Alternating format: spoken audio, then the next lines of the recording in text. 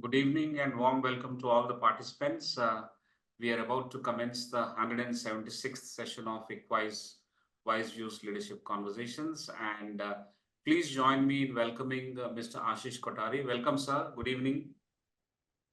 Thank you for joining and thank you for agreeing to speak. What I will do now is, sir, I will do a brief introduction and hand it over back to you for your opening remarks. Please allow me to share my screen. These are WiseViews Leadership Conversations, typically held on Fridays, and we are now at session number 176 with all your support and regular participation, ladies and gentlemen. We are joined by Mr. Ashish Kothari, and we are talking about Eco-Swaraj, transformations towards a just, sustainable world. And this introduction will be followed by opening remarks from the speaker, and after that, we'll have two clusters of Q&A for about 40 minutes. It is my privilege to introduce Mr. Ashish Kothari, who is the founder member of Kalpavriksh, an NGO. He is a prominent Indian environmentalist, writer, and social activist known for his work in biodiversity conservation, environmental governance, and sustainable development. He is the founder, as I mentioned, of Kalpavriksh, an environmental NGO established in 1979, which is focusing on ecological sustainability, social justice, and participatory decision-making. He played a key role in drafting India's National Biodiversity Strategy and Action Plan. He advocates for the rights of local and indigenous communities in managing and conserving natural resources. He is a strong proponent of decentralized governance and community-based natural resource management. He critiques large-scale industrial projects and development models that disregard environmental and social impacts. He authored and co-authored numerous books and articles on environmental issues, including topics like biodiversity, alternative development pathways, and climate change. Key publications include Alternative Futures, India Unshackled, and Churning the Earth, The Making of Global India, co-authored along with Mr. Asim Srivastava. He promotes the concept of Radical Ecological Democracy, RED, which envisions a society centered on ecological sustainability, equity, and participatory governance. He highlights the importance of local traditional knowledge systems in achieving sustainable development. He is also actively involved in global initiatives like the Global Tapestry of Alternatives, which connects grassroots movements worldwide working on transformative alternatives to mainstream development. Mr. Ashish Kothari is widely respected for his critical perspective on mainstream economic growth models and his advocacy for ecological and social harmony. His work inspires movements for sustainable living and equitable governance globally.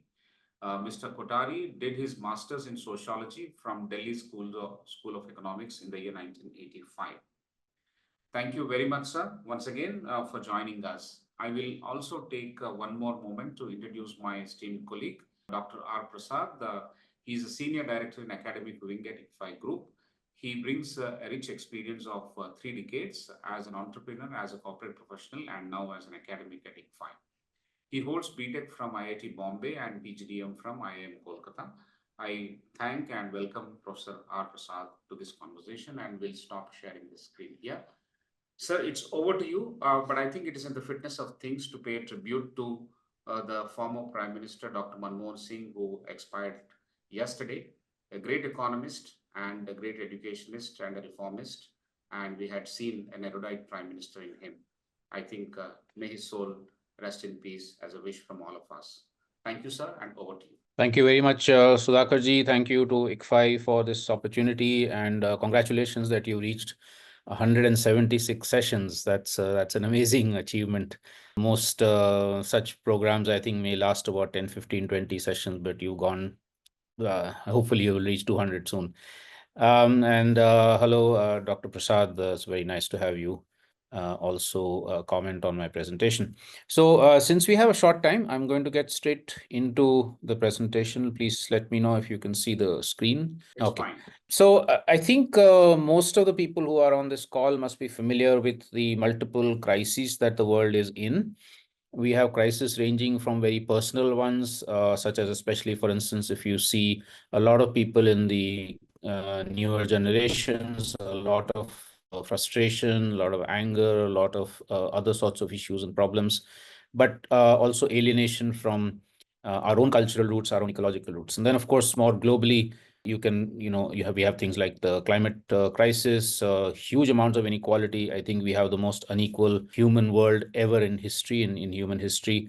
Wars, authoritarianism, all of this. So these are things that people are familiar with. I'm not going to get into details.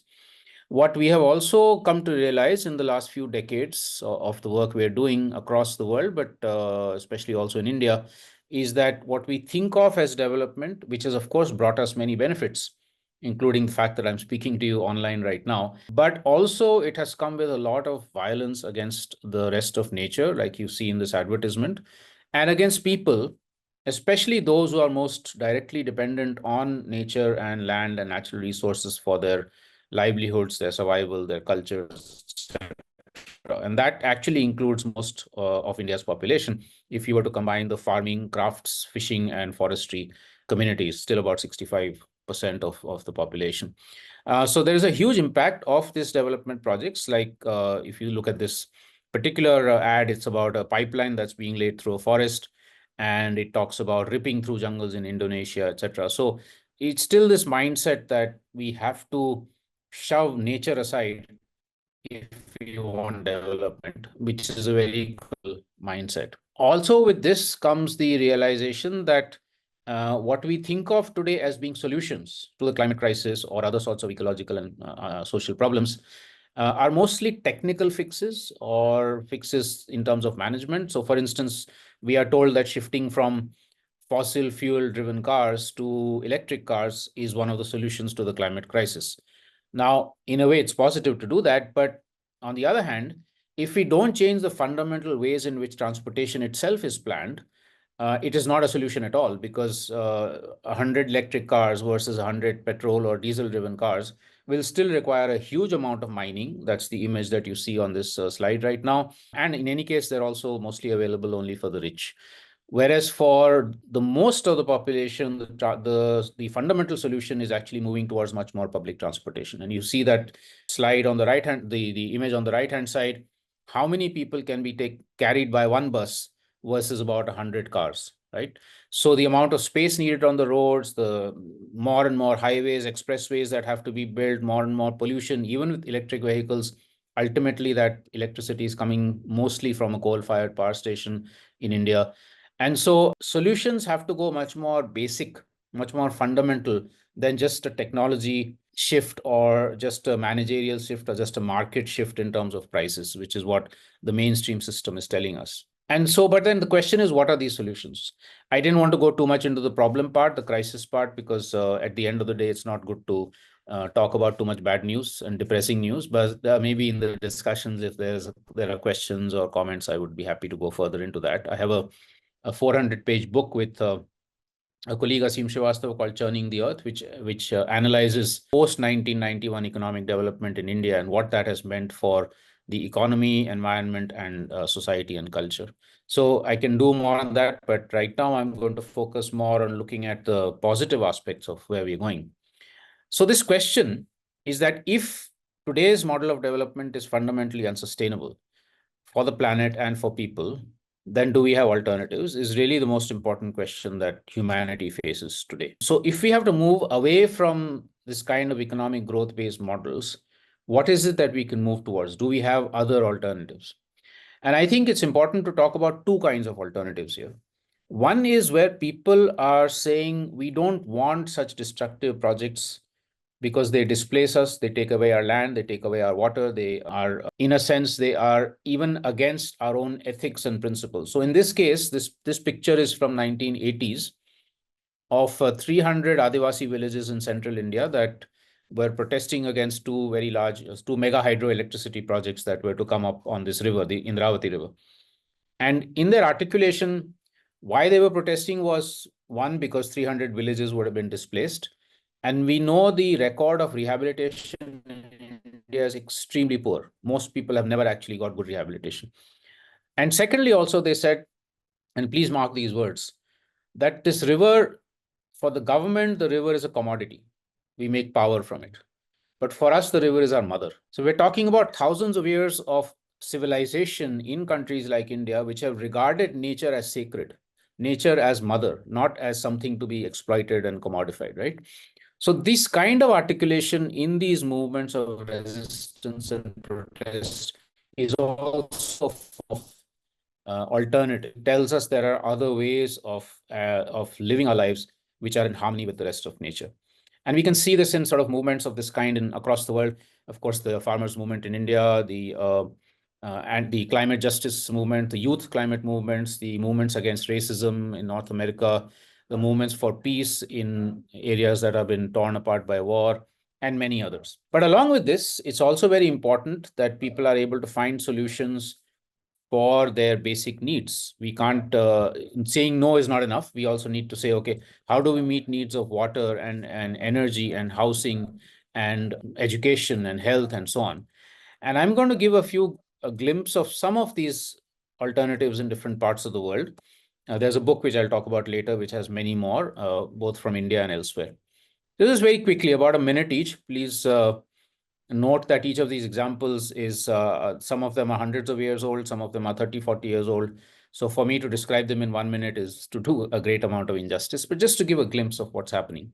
So this is a story of 5,000 Dalit women farmers in Telangana who are facing starvation or malnutrition, no access to education, health, etc., till about 35, 40 years back. Then they organized themselves into Mahila Sanghas in 75 villages, women's committees. And they decided to switch back to their own native crops, about 75 species and varieties of jowar, bajra, ragi, other local crops, completely organic, no chemicals, and to share all the knowledge they have. They share the seeds, not privatize them. And through all of that and being able to sustain the earth, they were able to reach food security for these 5,000 families. Not the Green Revolution model, but their own model of sustainable agriculture. And also be able to claim what they call food sovereignty, which means for the community, complete control over seeds, water, knowledge, and land, not controlled by corporations, not controlled by the government. If we go to another part of the world, this is right now in the news because this is part of the current events in Syria. So if you look at the Kothari junction between Syria, Turkey, Iran, and Iraq, there's a very large community of Kurdish people, about 40 million of them. And they have been persecuted by all these four countries for for a long, long time. So they have been fighting for freedom, to have their own region of peace, not their own country, because they don't believe that there should be a country ruled by a government. And I'll come back to that in a minute. But basically, a free autonomous region in which every municipality, every community can self-govern, and then they connect over a larger landscape, but also using ecological principles, using principles of sustainable economy and justice, gender justice, and so on. Back here in India, in Kutch, the town of Bhuj, which is exploding in population over the last 20 years for various reasons, was facing the same problems that is faced in cities all across India, which is that the poor people have very poor housing conditions, very poor working conditions, and the rich have all the facilities of the city. So to reduce this inequality, what they have done there with 5 NGOs and the local people is to plan their own colonies, build their own, do their own construction, which is much more dignified housing, local energy and water harvesting, waste management, and a lot more. And through that, actually pressurizing the city administration to make them part of planning. So they're saying if budgets have to be made for Bhuj or any other town, why should they be made by only corporators and bureaucrats? Why shouldn't we, for whom the budgets are being made, be centrally involved in this kind of planning for the city? And that actually is the spirit of the 74th Constitutional Amendment for urban self-governance. The same thing for rural self-governance also. You go to another continent in Europe, very interesting examples of where people are now finding ways of doing non-capitalist business, where profit making is not the main objective. The main objective is to do responsible business, to produce what needs to be produced, but to do it in a way that's ecologically sustainable and in a way in which everybody benefits.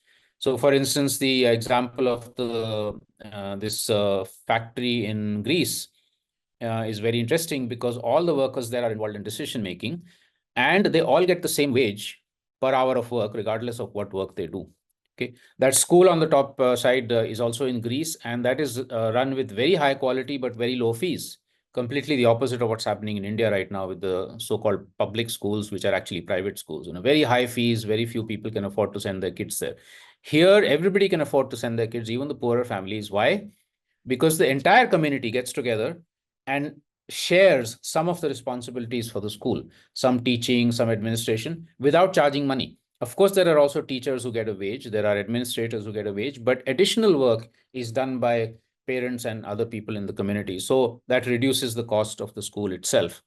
There are many other such examples. I don't have the time to go into them, but essentially you see that even in highly individualized capitalist societies in Europe, for instance, or sometimes even the US, there are people who are getting really sick and tired of this kind of a society where everybody is left to themselves. There's no community spirit, and it's all about profit making, and a few people are making most of the money.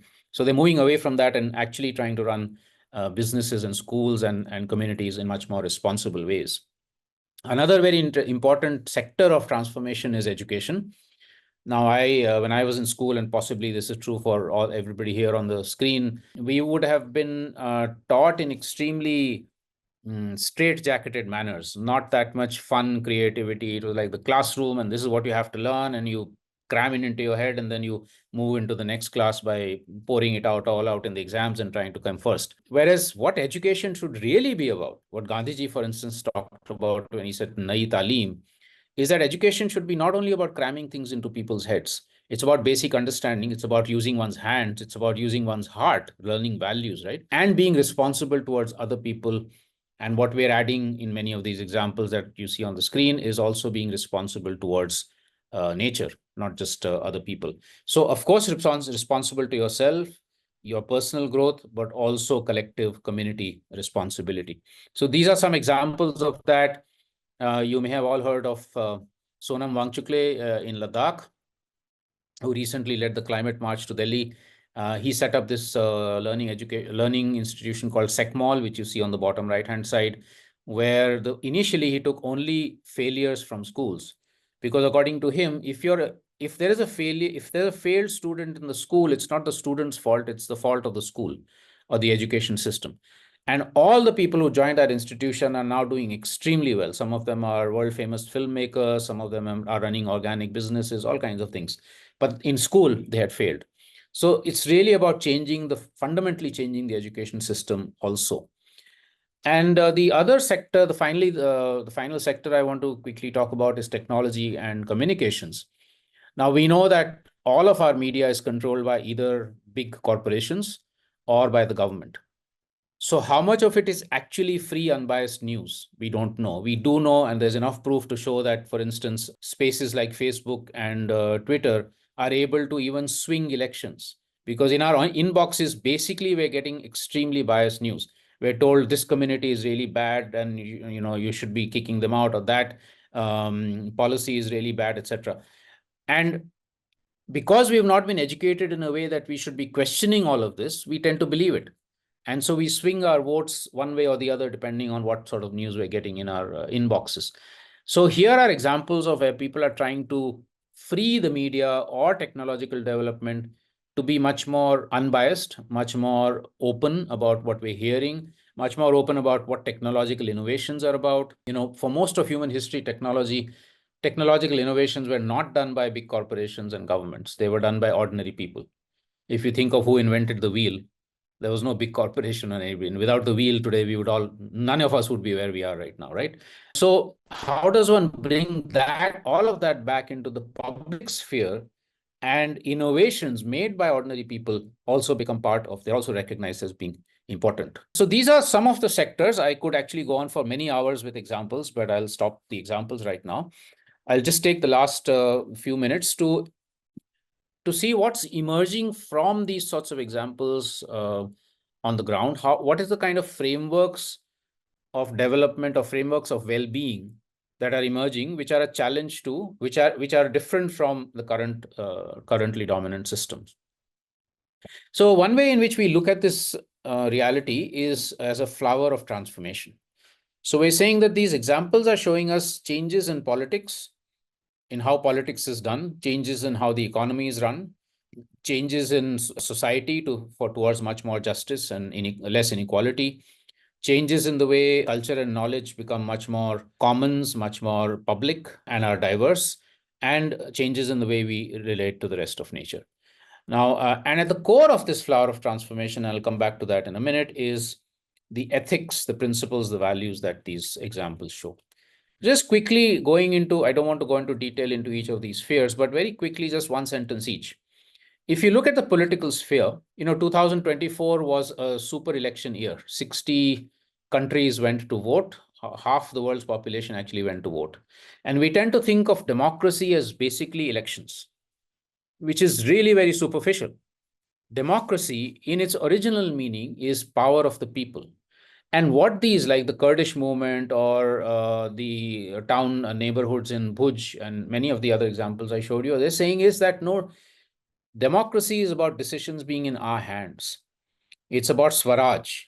The true meaning of Swaraj, as has been used for hundreds of years in India, is that we are the ones who take the decisions, not somebody who we elect or some bureaucrat who is sitting there. And if at all there are governments, we make them accountable to the needs that we have. But then, secondly, there's no point in having that kind of direct or radical democracy if the economy is in the hands of big corporations or governments. So therefore, also bringing the economy down to the people. If there is land which is part of a production system, the land should be in the hands of those who are farming it, cultivating it, or using it. If it's forests, in the hands of forest dwellers. If it's water-based production, yes. If it's machinery, then in the hands of workers who are actually putting in all the hard labor to do that. So how do you actually control, how does the public control the economy in a way that actually everybody benefits from it? Which also means that we have to go beyond GDP as an indicator of development. Actually, it's a very nonsensical indicator of development, and I can come back to that in the discussion if people are interested. And its replacement in terms of really meaningful indicators would be things like, does everybody have clean air to drink, to breathe? A very good question for people in Delhi, for instance. Does everybody have clean water to drink? Does everybody have good, nutritious food to eat? Those are the indicators, not GDP. It doesn't really mean anything at all. The third sphere of transformation is social justice. I don't think I need to go into that. As long as we have casteism or patriarchy, gender inequality, etc., positive transformations will be very difficult. So this is also very much part of the changes we want and are happening in some places. Fourth, culture and knowledge diversity. In the colonial period, we were made to think that the only knowledge that is worthy of knowing is modern science and technology. But there are so many traditional systems of knowledge. If you take our medicine in India alone, there are at least 6 or 7 different systems of medicinal knowledge, right? So bringing that diversity back, sustaining it, language, we have 780 living languages in India. Every language is a library of knowledge. Sustaining that, and all of that also becomes part of this transformation. And finally, then ecology. So I remember when I was in biology, I was taught this pyramid, that we are a pyramid of life and human beings are on top. So we are, in some way, we have the power to exploit all the rest of nature. But actually, Adivasis and other communities have always thought of ourselves as a circle of life, with all species being equal. So how do we bring that sense back into our lives, especially those of us who live in cities or in industrial areas, etc.? This is a sense that we are part of nature and that all species are meant to be equal. And then if you think of all of that, then I don't know if you read this news yesterday or today that China is building a big dam just above India in Tibet, which will block the waters of the Brahmaputra coming into India. Now, why is that happening? It's because nature has been divided into all these nation states. Rivers have been divided up into 3 countries, 4 countries. And so the upstream, we did that to Bangladesh with the Farakka barrage. We're now doing that on the Indus, and Pakistan will suffer. China is doing it and India will suffer. So how do we rethink political boundaries also to be much more respectful of natural flows and cultural flows? Even people who were moving back and forth earlier are not able to do that anymore. Then finally, at the core of this flower of transformation, as I said, is a set of values and ethics.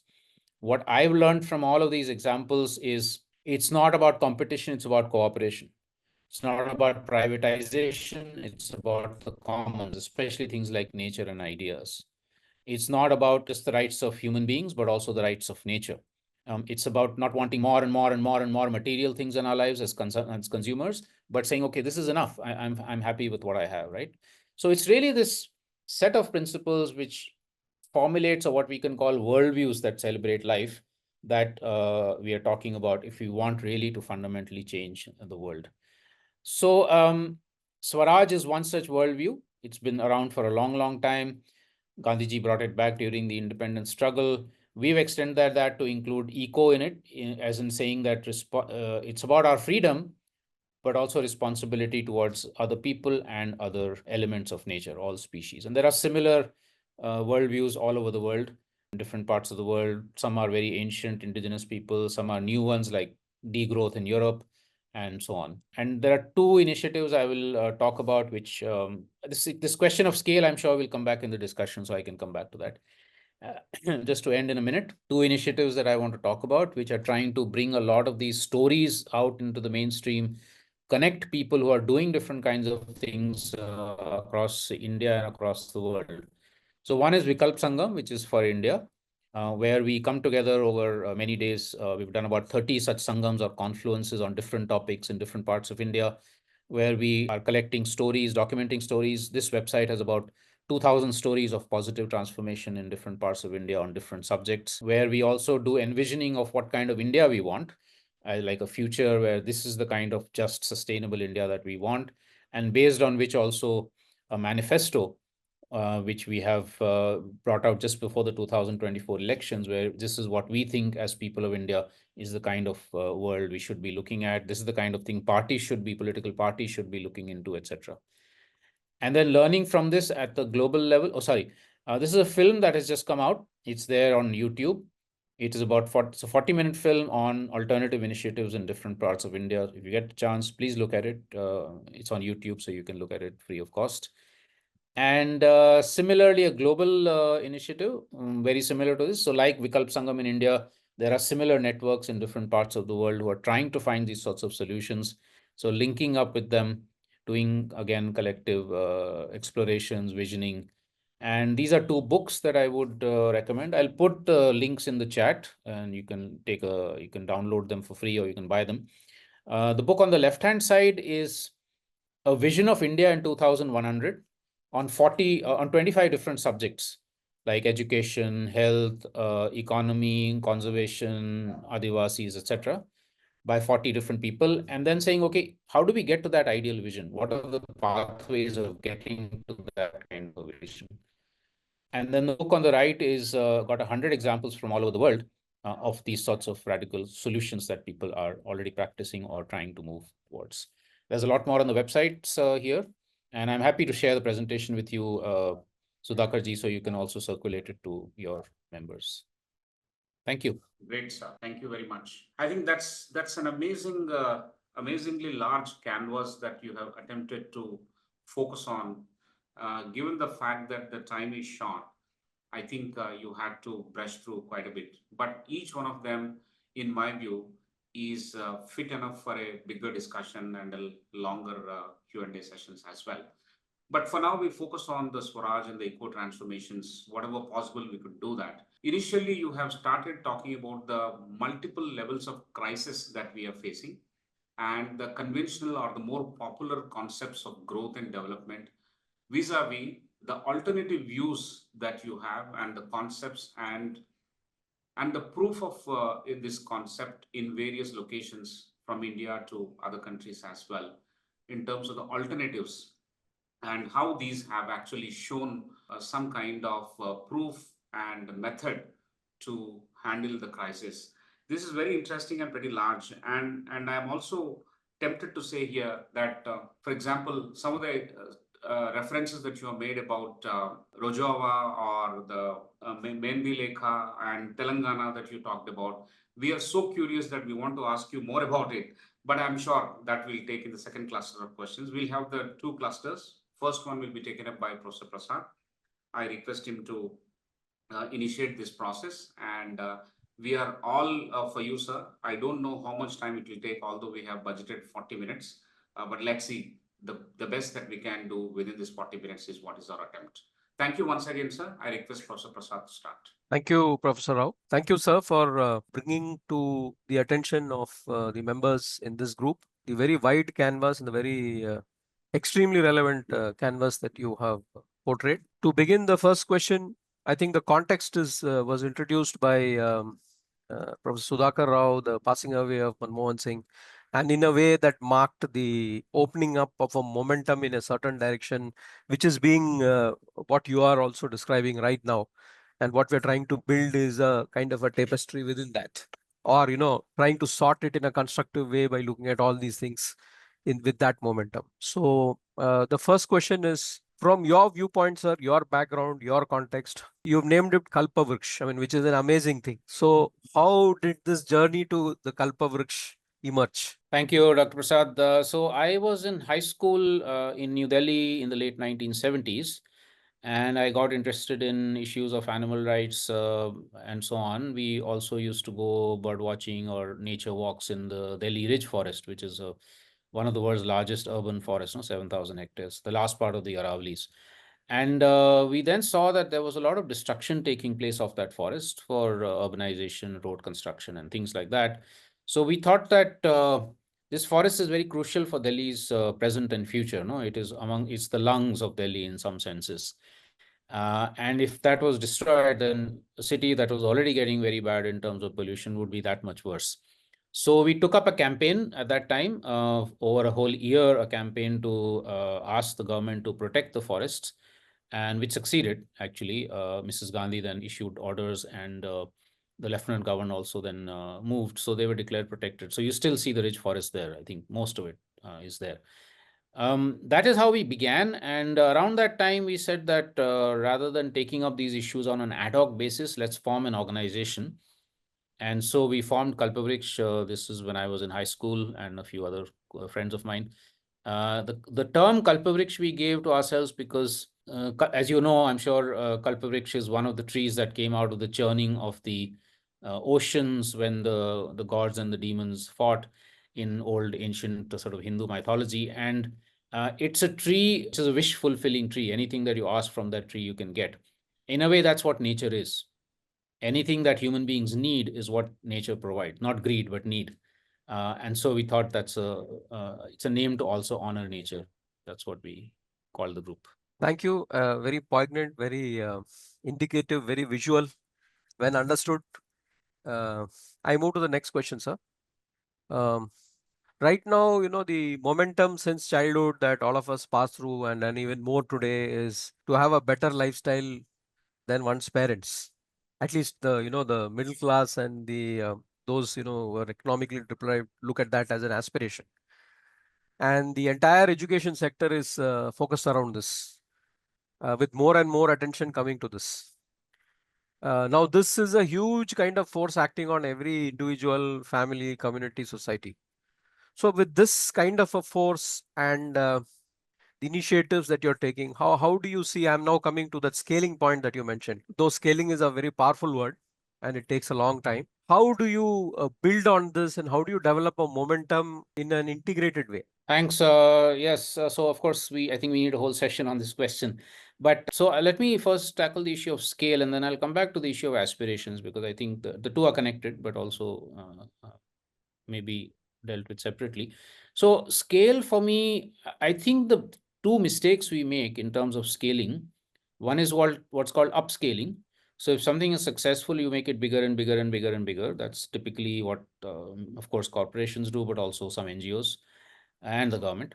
And the other is replication, that we find something successful, so we just copy it exactly the same way and then try it somewhere else. Now, both of these are mistakes. The first one is a mistake because as you become bigger and bigger and bigger as a single entity, you actually end up losing your initial ideals.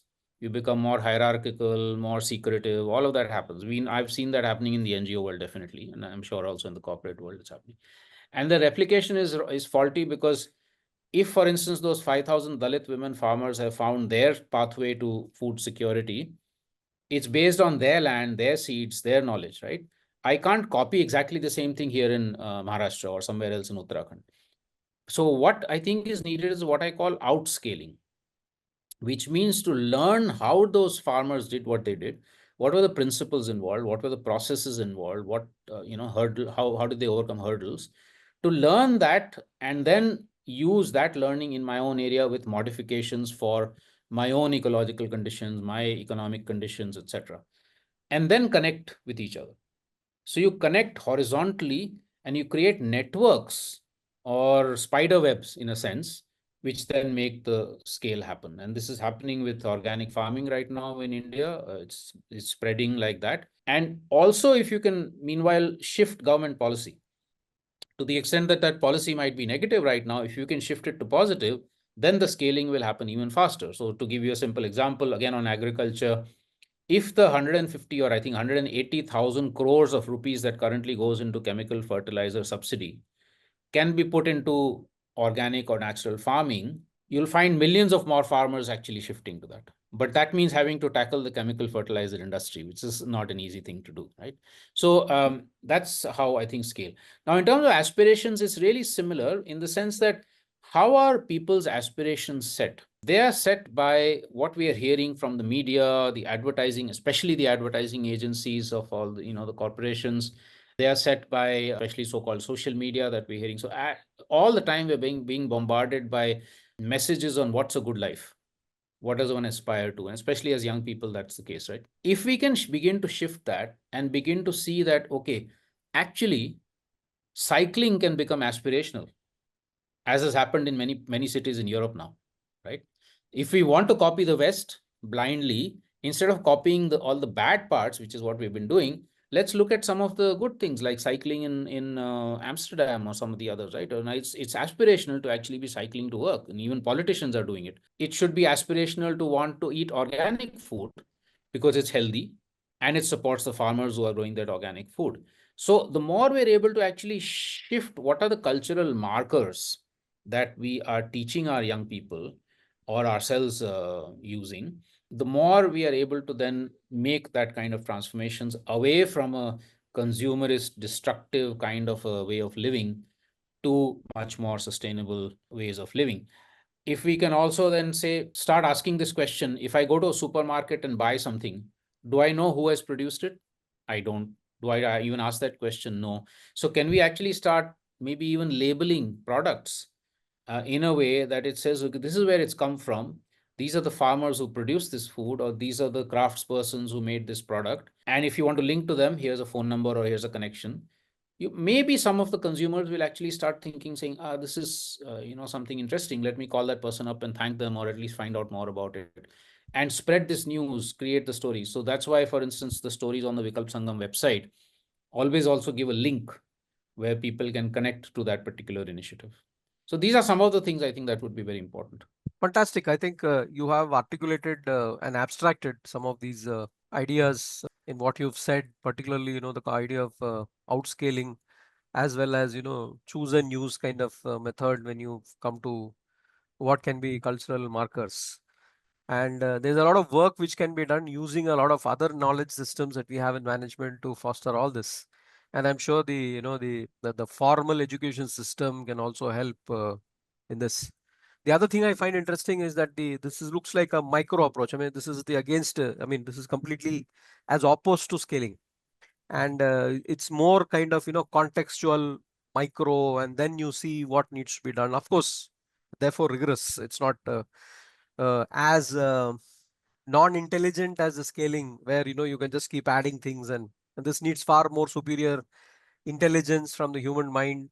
And I think there's a lot of work to be done there. Thank you very much for bringing in these concepts. Another question that we have, this is from the audience, is that you have this concept of the ego dominates over the eco. And in a lot of initiatives that people talk about, a lot of people talk about sustainability, but then you find that the same person is jet setting, uses private jets, does not behave the way that they should behave when they talk about this very sacred word. And you see that across. So ego dominates over ego. How do we get over this issue? We want to actually execute and become completely involved in this. So I think one of the most important things which I briefly mentioned is the education system here. Because after all, as young people, where do we learn what our values as a human being should be? Where do we learn what our aspirations should be, right? We learn it in school or in our families or with our friends circles. So as far as schooling is concerned, unfortunately, from the British times onwards, even up till now, schooling has been extremely individualistic and competitive.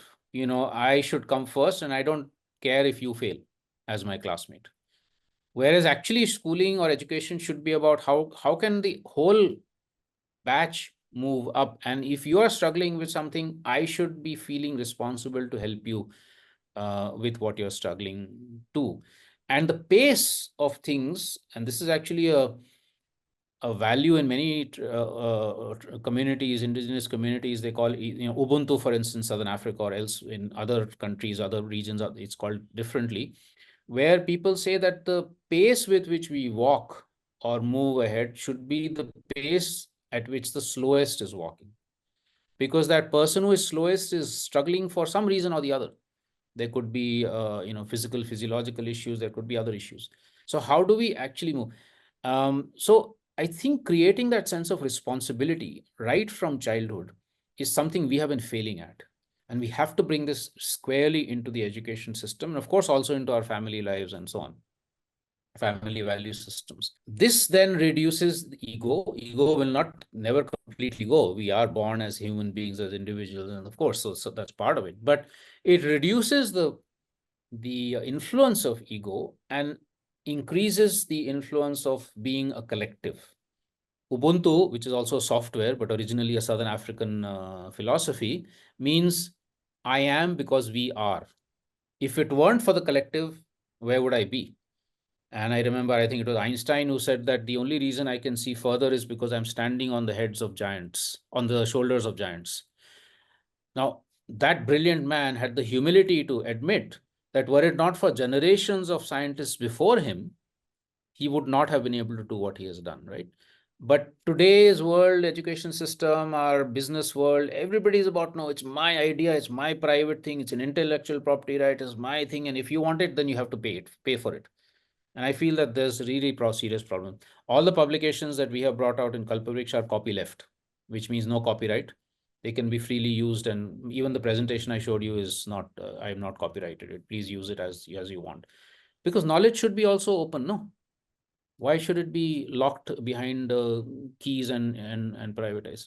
So I think all of this has to change to move from ego to eco.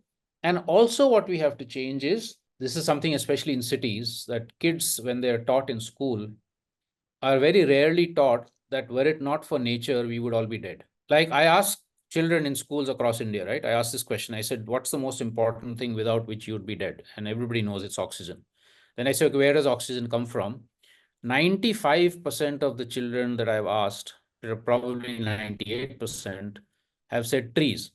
And when I tell them it's not trees, it's actually marine algae, microscopic algae in marine, which in the seas, which produce 70% of our oxygen, they're all stunned. Now, the most important knowledge in our life, we don't know, because the schooling system has not taught us this. So we think we're somewhat separate from nature. We take it for granted. We take air for granted. We take trees for granted. We take wildlife for granted. But without that, we'd all be dead. So I think, again, moving from ego to eco is to actually give this sense, as I said a little bit earlier, of us being within nature, dependent on nature, and therefore having to do things in a way that protects nature also. Fantastic. I think this basic principle of the collectiveness, that we belong to the whole, and we are also there in the other person, which has very deep-rooted foundations in many societies worldwide. I think you're talking about that. Now I'll come to an associated question. Is one of those very the values that you used right at the center of the flower was about enoughness. Apparigraha, I think is what you mentioned. Now, if you take this particular value and we are coming back to the school and the education where the values get instilled. Are you aware of any examples of how this has got done in a schooling system, which you can explain to the audience? Sure. So I think actually this film that I mentioned, Churning the Earth, has one such fantastic example. It's called Marudam. It's a learning center in Tamil Nadu, close to Madurai. And there the teaching, there are 3 or 4 things that they do very differently from normal schools. One is that the students and the faculty are all involved in developing the curricula, in seeing, okay, what should the week look like in terms of activities and things like that. So it's not prefixed, it's not decided by somebody sitting in New Delhi. It's done So they are also able to develop curriculum that is relevant to the local cultures, the local ecosystems, local knowledge and languages, etc. So that's one very crucial thing. Secondly, they emphasize a lot of outdoor learning, not just sitting in a classroom, but being out in the fields with farmers, being out in the forest, with nature or with Adivasis, and doing a lot of things with the hands. So learning with their hands. Another example I can give you, the Dalit women farmers, they had started a school also called Pachashala. And in that, physics and chemistry was taught while making sugarcane juice. So the children were learning how to make sugarcane juice, but also learning the physical and chemical properties of sugarcane and sugarcane juice, and so therefore learning physics and chemistry. Now, if one does that kind of learning and teaching, no, it's a very different system than just putting it on the blackboard and saying this is what the properties of sugarcane juice are. So Marudam does a lot of that. They also bring in a lot of cultural influences from outside. So it's not just only the local, it's also learning about other cultures. People are now visiting them from various parts of the world. So children are actually learning what's happening in other parts of the world. So their minds are expanding considerably. But and it's all very creative and fun. A lot of work with the hands, a lot of painting, singing, all that kind of stuff. And these kids are not suffering as a result of any of the in terms of mainstream education. They're learning all of that and they're doing very well in the higher education system.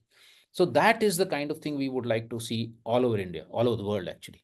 And there are dozens of such examples in India, still very marginal, unfortunately, still struggling because their funding is not secure, all of that. But if we can shift government policy towards that, and part of the education policy actually says that. It talks about local specific, it talks about mother tongue learning, which doesn't happen, unfortunately.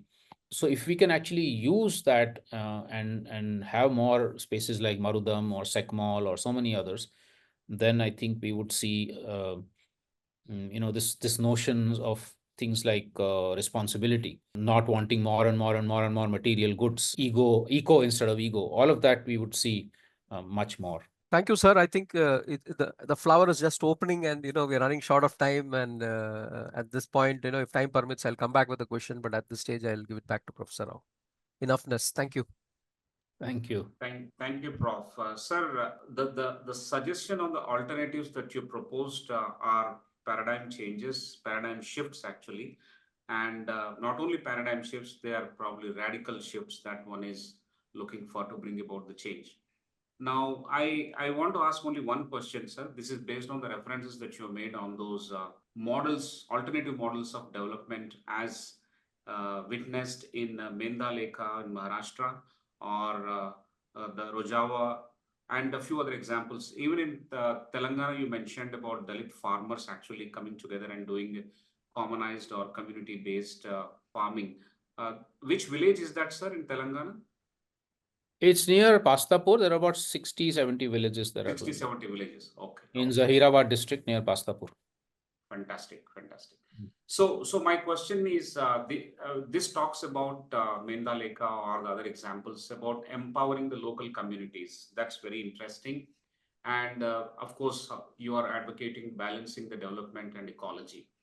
So the question here is especially about Mendalekha and examples like that. Is it replicatable, or can this model of governance be adapted to a non-tribal situation or urban settings, or is it only unique to the socio-cultural setting that you talked about? That is the first part. Second part is on the Rojava. Of course, there is a deep-rooted layer of gender equality and governance playing together out there. Now, there could be challenges to this particular aspect of gender equality. In most of the traditional societies that we live in are patriarchal. Therefore, how do we overcome these things? So just these two important points, if you can focus on the examples of radical shifts, then I think we would have covered some time here. Thank you, Professor Rao. Yeah, very important questions. So I've done some documentation, was recently actually visiting a panchayat called Kunaria in Kutch. So that is a non-Adivasi, it's a typical panchayat with multiple castes and all of that, close to Bhuj. And over the last about 7-8 years there, the panchayat has activated itself in a fantastic way to move towards all the indicators of well-being that one can think of, all the sustainable development goal indicators and many others. They have, for instance, a Balika Panchayat, the first one, I think, in that area, maybe the first one in the country. And so girls from 3-4 years old till 16 years old, they have their own panchayat where they talk about their issues and then bring those to the village panchayat, right? It's one of the few places where the government schools are now run so well through the panchayat that private schools which had been set up, one or two schools, have actually had to shut down. So, and much else. I mean, I can go on and on and on. They've regenerated the forests. They now do water harvesting, so they're water self-sufficient. During the COVID pandemic, they had almost no health problems. Their economy continued. NREGA continued in that village, and a lot more. Now, and again, there are other examples like this. So you can see this in an Adivasi village. It might be a bit easier because it's a little bit more cohesive, more community spirit compared to a non-Adivasi, mainstream village like Kunaria, but Kunaria has done it. So you can actually see that it's possible elsewhere also. The Bhuj example I gave you is an example of a city, of urban neighborhoods, which are also making that transformation. Some of those neighborhoods are now water self-sufficient, and you know that Kutch is the lowest rainfall area in India. So this whole notion that you have to build a big dam in Narmada to take water all the way to Kutch is a false notion, because people in Kutch itself have shown more than 100 villages are now water self-sufficient with whatever little rainfall comes, because they harvest the water, they store it, they manage it. They have Pani Panchayats or Pani committees, water committees in every village, which make sure nobody is wasting the water, nobody is overusing it, it's equitably distributed. So all that has to go into the mix in order to make it possible in different kinds of situations. And that also then becomes a scale. So for instance, Mendhalekha, now there are many, many dozens of villages which are doing something very similar. There's a Korchi Mahagram Sabha in Korchi Taluka in Gadchiroli district in Maharashtra, which has 90 villages that have come together. Every Gram Sabha in these 90 villages nominates one man and one woman to a Mahagram Sabha. So collectively, for that large landscape, they try and take decisions on that larger scale, right? So there are even a small example like Medha becomes an example that can be outscaled, and that's why I use the word outscaled. So it's not like Medha itself becomes bigger and bigger and bigger, no, but that they have the lessons from that are learned by another 90 villages there, then somebody else somewhere. There's a lot of people now going and learning from that. We're also trying to encourage people's exchange visits amongst each other so they can learn through that. So that's about the first question. The second one, gender. Quite frankly, I think without gender transformations, none of these things will be possible, because gender inequality, like you said, is deep rooted in our societies, no, not just in India but everywhere in the world. And so all the examples I can think of are where either women have led the transformations or they have been very core, very central parts of it. And even in Adivasi villages where there's much greater equality between men and women, traditionally women have not been part of the political decision making. So now, like the Korchi Mahagram Sabha, the women have their own process and they get empowered, and then they're able to speak with equal voice in the Gram Sabhas and the Mahagram Sabhas. So that kind of transfer, it's a slow transformation, but it is absolutely essential. And we can see that it is possible through these sorts of examples. Amazing, sir. Amazing. And it is so heartening to understand that it is being tried out not just in Adivasi communities or the tribal communities, but even urban settings. But it is slow. Nevertheless, it is doable, and it has to be caught up with the pace of our thinking about the pace of our thinking should be matching the belief in the whole process. So one more related question, and then I'll request the audience to raise their hands to ask you any questions they may have. That question is: has there been any pressure or shift in policy based on the success of Mendhalekha, especially on the Forest Rights Act? Has the government woken up? Has the policy been changed, looking at what's happening on Mendhalekha example? Yes. Well, actually, it's a two-way process. The Forest Rights Act itself came up because of very widespread movement in Adivasi and non-Adivasi forest villages in the early 2000s, especially also as a response to mass displacement that the Forest Department was doing then. And so and then at that time, we had the NAC, the National Advisory Committee under Sonia Gandhi. So through that whole process, with a little bit of help also from politicians, the Forest Rights Act was passed in 2006. Mendhalekha was the first village. It had already mobilized itself in terms of being a very active community and fighting for rights.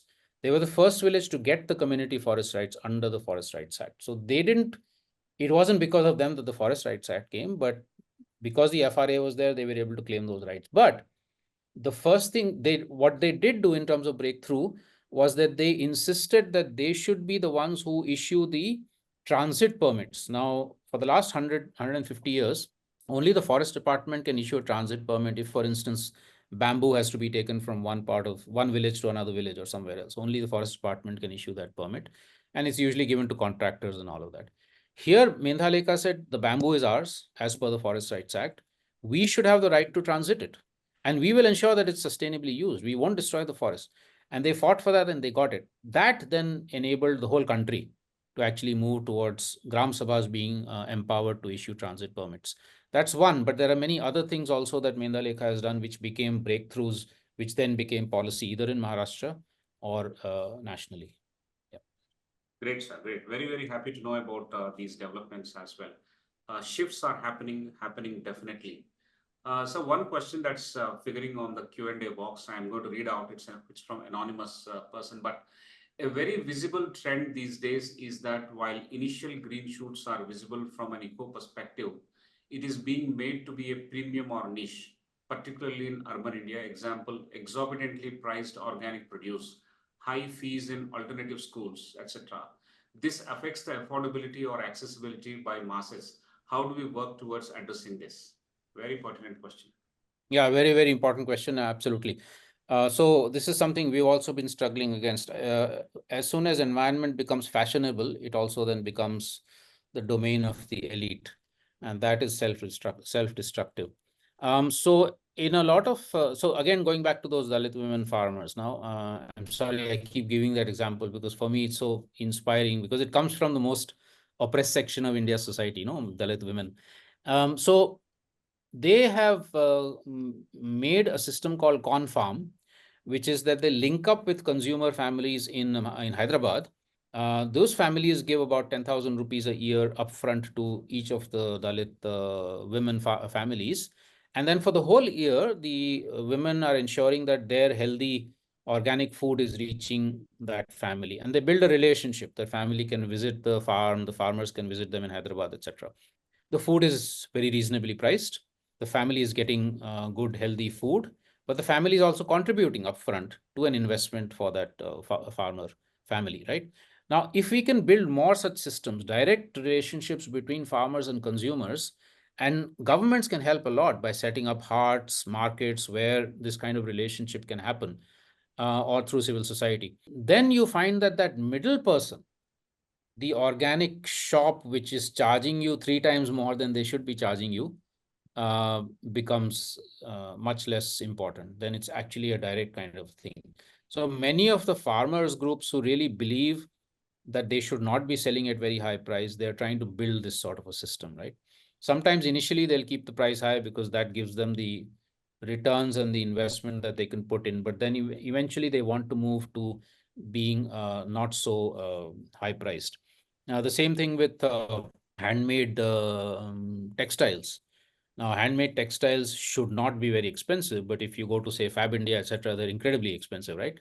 So again, the attempt is to say, how do handloom weavers create a direct relationship with consumers, or even if it's through some retailers, the retailers are ethical retailers, they don't keep all the profits, so that they're getting a good price, but it's not so high price that only the very rich can afford it. Ela Bhatt, who created SEWA, the Self-Employed Women's Association, everybody knows about SEWA, and Ela Bhatt, who passed away recently.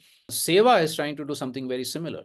They work with lakhs of women to create products which are not necessarily very high price. They can be bought in the villages, they can be bought in smaller towns, they can.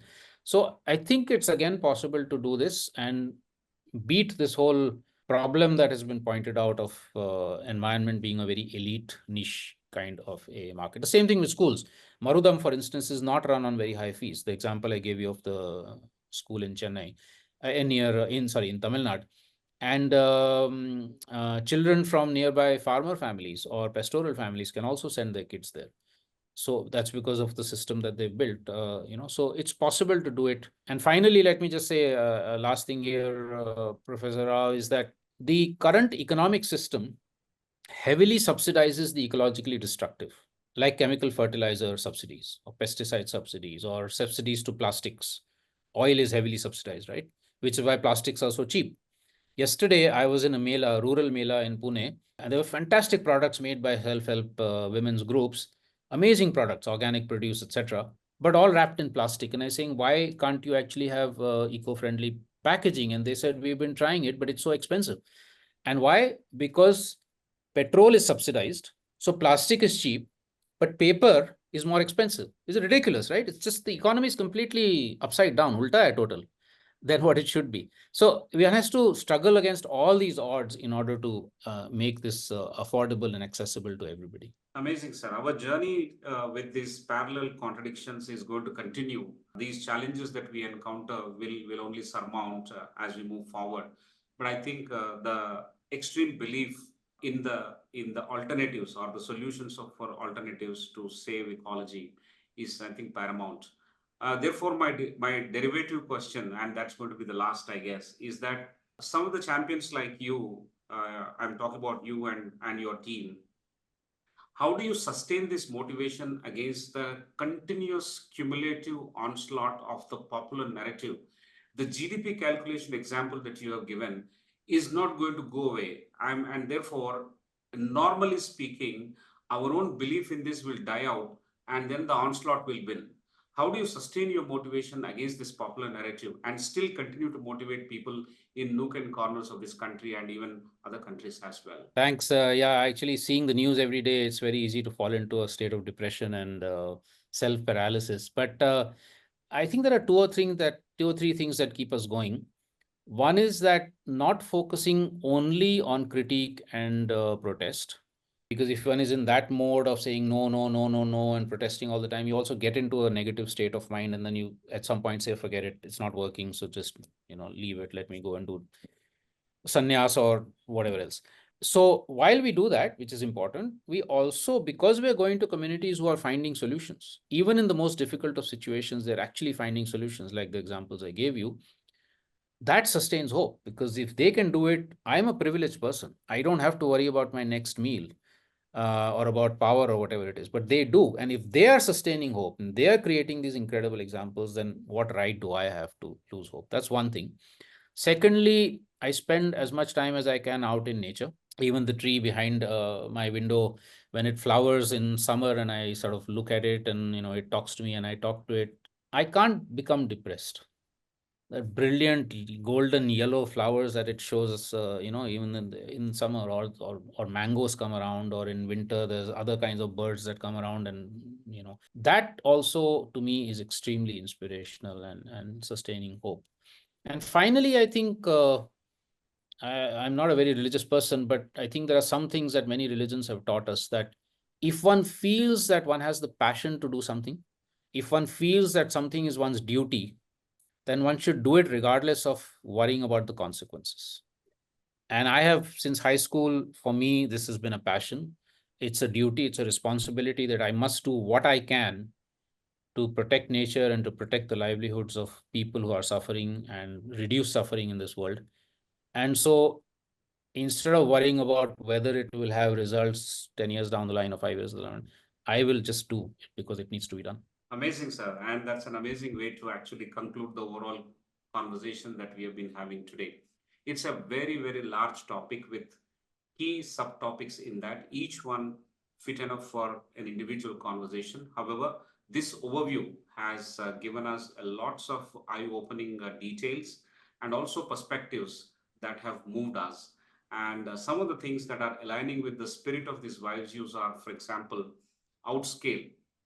Outscale, as you have explained while listening to you, I have understood that when we speak to leaders like you on our WiseViews platform week after week for the last 176 weeks, the idea is not to learn about any particular domain in so much detail, but it is to pick up the template, get inspired, and use it in our own domain, in the respective domains of the people around the screen.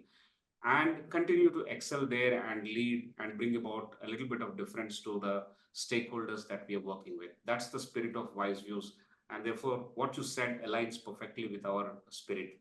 Second one that you talked about, I have visited SecMol, sir, in Ladakh. I met Sonam Wangchuk and I spent about 10 days in SecMol. And I have, in greater detail, I have understood what he's doing. It's an amazing inspiration to go there and understand and learn and probably come back and share with some of our friends here so that out of that we can probably at least work on 1% of the initiatives. That is a decent way to start.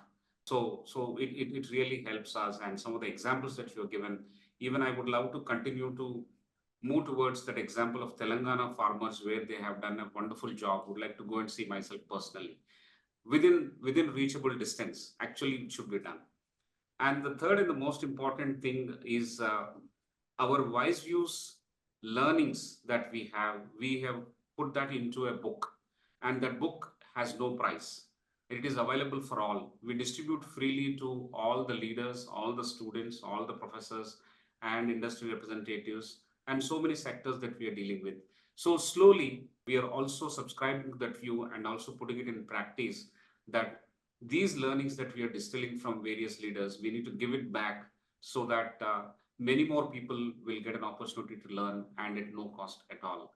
The only interest that we have is to share knowledge, which is the fundamental spirit of an education institution like ours. So we are also doing in that 1% things, this particular activity, which is drawn out of the conversations with people like you, with leaders like you, sir. So having said this, I want to thank you on behalf of all the participants who have joined today. They come from sustainability sector, they come from education, they come from legal systems, they come from technology, they come from sports, they come from psychology, and of course, there are a couple of economists. And some of the professors who are working with us are good friends with you. Some of our mentors are good friends with you. They have recommended your name. I have read about you in newspapers, and then we tried to reach out to you. So thank you so much on behalf of all of them, and thank you so much for spending your valuable time. We only look forward to connecting with you again and making sure that we learn at least 1% of those initiatives and try and incorporate in our own actions. Thank you so much, sir. Thank you. Thanks a lot. Thank you. If you want to go to Deccan or any of the other the Dalit Yes. women, let me know. I can put you in touch. I Sure, also I will. put a list of the resources in the chat. They're all available for free. So Sure, please sure. feel Kindly free to share use. the presentation as well, sir. We'll write a summary and I we'll will share send it you. with you before uploading on our website, because knowledge Sure. should be freely available, and your notes are actually quite intense, and we don't want to miss out anything. That presentation will help us put summary together. Kindly I share will that send as it. well. You can email it to me also, and I'll circulate it to the people who have attended today. Sure. So, Professor Prasad, you have any last comment? We can close after that. I think there's a lot that universities can learn, higher educational institutions, all schools can learn. We need to figure out using this outscaling model as to what Marudam does or any such alternative education does, and see how to, kind of put it into our tapestry. Thank you very much, sir. Excellent. Can I just mention, since you said that, Dr. Prasad, we now actually have a template for a course on alternatives, which we are discussing both with universities and non-formal institutions also. Like BML, Munjal University might be doing a 9-month fellowship based on that, and some others are like sociology department here in Pune University is thinking of a 2-3 month kind of thing. So I can send that to you. Please take a look, and if you think it's of any use, then we can talk further about how we can collaborate. Fantastic, sir. Fantastic. Fantastic. There are many ways to collaborate, sir. We have universities all over the country, apart from urban cities like Hyderabad, Bangalore, Bombay, Chennai. Sorry, not Chennai, but other urban cities. But we have in non-urban cities as well, like Ranchi, Raipur, and also in Northeast we have 5, like Meghalaya, Mizoram, Nagaland, Tripura, and Sikkim. So we would definitely look forward to learning from people like you.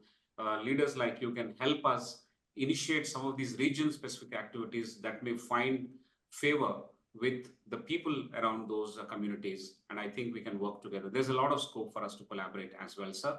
I look forward to seeking more opportunities to connect with you. Thank you. Thanks a lot. Thank you. Thank you very much. Ladies and gentlemen, that's all we have for tonight, and we'll see you on 2nd of January with another interesting mind-bending discussion on how to design your careers with a great leader, Dr. Pawan Soni. Till then, keep reading about Kalpavriksh. Go to their website, go to their Facebook, go to their LinkedIn.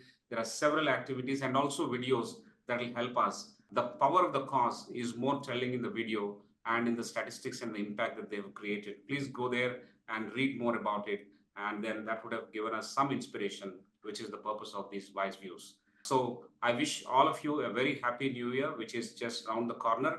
It is waiting to open to us on 31st of December. And we'll see you in the new year on 2nd of January at 4 p.m.